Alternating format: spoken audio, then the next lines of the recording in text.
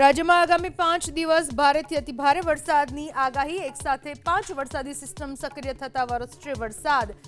આજે ભરૂચ, સુરત, નવસારી, વલસાડમાં અતિભારે વરસાદની આગાહી।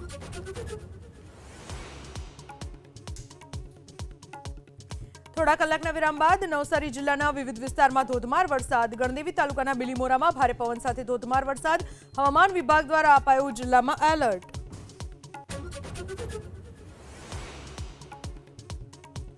સુરેન્દ્રનગરના મૂડી તાલુકામાં વાતાવરણમાં પલટા બાદ વરસાદનું આગમન।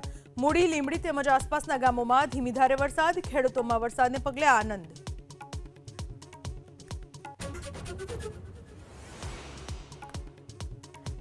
અંકલેશ્વરના અડોલ પિલુદ્રા વચ્ચે એક્સપ્રેસ હાઈવેના બ્રિજ ઉપર 8 ફૂટ મોટું ગાબડું। વડોદરા તરફ જતી લેનમાં વાહનોની લાંબી કતાર।